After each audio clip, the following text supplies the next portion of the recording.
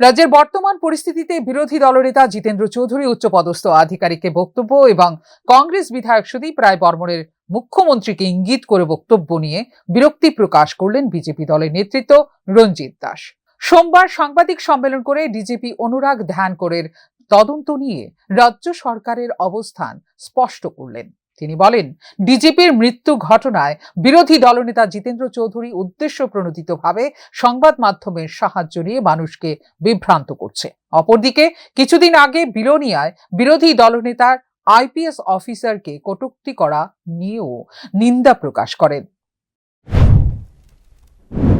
সরকারের আইন শৃঙ্খলা এবং বিভিন্ন বিষয় নিয়ে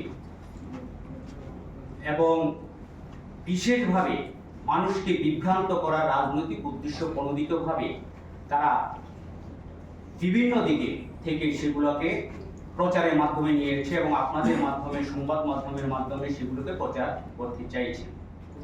এবং আপনারা এটা জানেন যে যিনি বিরোধী দলনেতা কিছুদিন আগে তিনি সাব্রমে বিলোনিয়া একটা ঘটনা ঘটেছিল। পুলিশের যারা অফিসার, যারা আইপিএস অফিসার রয়েছেন, যারা আমাদের আইএস অফিসার রয়েছেন, তাদেরকে কিভাবে অপমানজনক কথাবার্তা বলেছিলেন।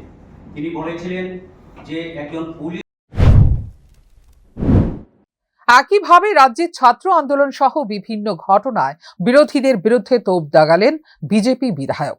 এদিকে সাংবাদিকদের প্রশ্ন ছিল, সদলীয় নেতামন্ত্রীরা যখন বিভিন্ন উচ্চপদস্থ আধিকারিককে কটূক্তি করেন, সে বিষয়ে বিজেপি নেতা তথা অমরপুরের বিধায়ক হিসেবে তার ভূমিকা কি? সাংবাদিকদের এই প্রশ্নের হতচকিত হয়ে গেলেন বিধায়ক। পরে যদিও জানান, তার নিজস্ব এলাকার বিভিন্ন ঘটনা নিয়ে তিনি সতর্ক।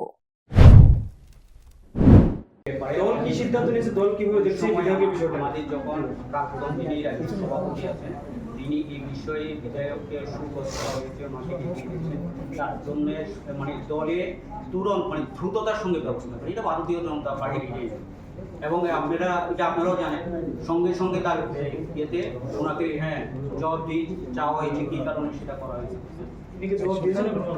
এটা পার্টির তো আভ্যন্তরীণ ব্যাপার, অবশ্যই সেখানে। কতদিন আগে একটা দেখা গেছে